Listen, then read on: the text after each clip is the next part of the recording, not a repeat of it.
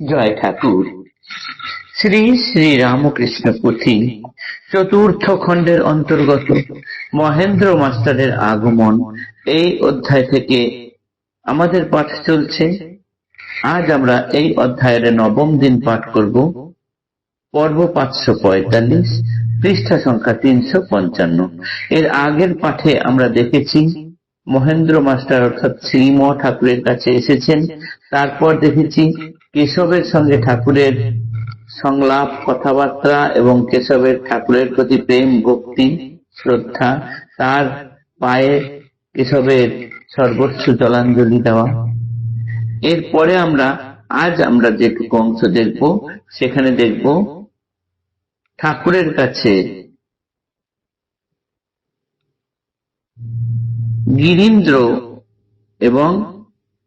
গিরীন্দ্র অর্থাৎ সুরেন্দ্রের ভাই এবং মনমোহন, এই দুজন এসেছেন তার বিষয়ে। গতদিনের পাঠে আমরা দেখেছি এরা ব্রাহ্ম ভক্ত হলেও ঠাকুরের মনমোহন, ভুবন মোহন রূপ যিনি একবার দেখেছেন, তার কথা যিনি একবার শুনেছেন, সে কখনো ঠাকুরকে ভুলতে পারে না। বাড়ি গেলেও খালি মনে হবে কখন তার কাছে যাব, কখন তার কাছে যাব। সেই জন্যই এরা দুজন নৌকা করে ঠাকুরের কাছে এসেছেন। ঠাকুরের কাছে পৌঁছানো মাত্রই ঠাকুর যেন তাদের মনের কথা বুঝে রেখেছেন, সেরকম করে ঠাকুর বসে আছেন। এরপরে কি হলো সেটা পুথিকার বলেছেন। এবার শোনো কি হলো। নিজ মনে মনোভাব বুঝিয়া দোহার শুনো কি করিলা খেলা শ্রী প্রভু আমার। দুজন যেহেতু ব্রাহ্ম ভক্ত, তারা যেহেতু নিরাকারের সাধক, নিরাকার সাধনা করেন, সাকার মানেন না, পুতুল পূজা মানেন না, তাদের সঙ্গে ঠাকুর কেমন ব্যবহার করলেন বা করবেন স্থির করে রেখেছেন, সেটি আজ আমরা পাঠে দেখব। কথায় কথায় কহিলেন দুইজনে বাসনা মাহেশে জগন্নাথ দর্শনে। দুজন যখন ঠাকুরের কাছে গেছেন, ঠাকুর তার সঙ্গে কথা বলতে বলতে, এরা কিন্তু ঠাকুরের কাছে কোনো মনোভাব প্রকাশ করেননি, কিন্তু ঠাকুরই তাদের কাছে কথায় কথায় মাহেশে জগন্নাথ দেখতে যাওয়ার ইচ্ছা প্রকাশ করলেন। শ্রী মনমোহন কন ঘাটে বাঁধা তরি, শ্রীপ্রভু বলেন তবে কেন আর দেরি, যেন কথা তেন কর্ম প্রভুর আমার, করিব বলিলে পরে রক্ষা নাই আর, ভাতৃপুত্র রামলাল ভক্তদয়ের সাথে দ্রুত গতি চলিলেন চলে তরি অনুকূল বাতে, দেখিতে দেখিতে উতরিল যথাস্থানে, চলিলেন প্রভু জগন্নাথ দর্শনে।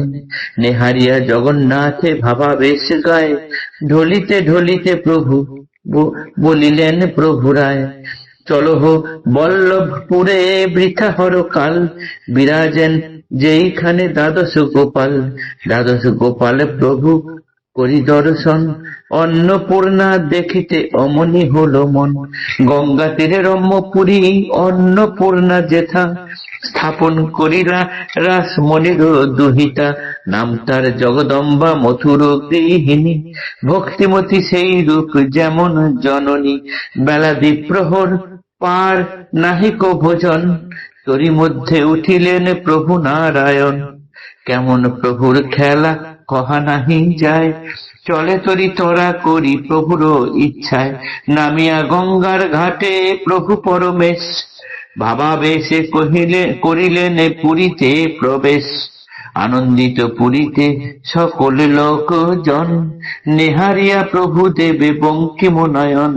ত্বরান্বিতে সেবায় করয়ে আয়োজন, অভুক্ত শ্রী প্রভুদেব করিয়া শ্রবণ।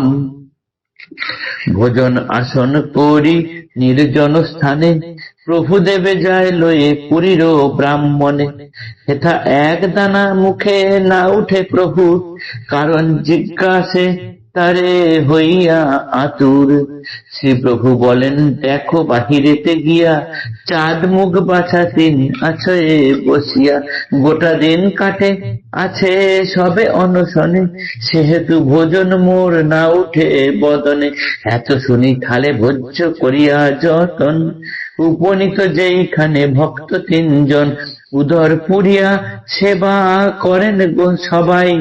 শুনিয়া দেখিয়া তুষ্ট হইলা গোসাই, সঙ্গে লয়ে ভক্ত ত্রয় কিছু তার পরে, তরিতে উঠিলা প্রভু ফিরিতে মন্দিরে।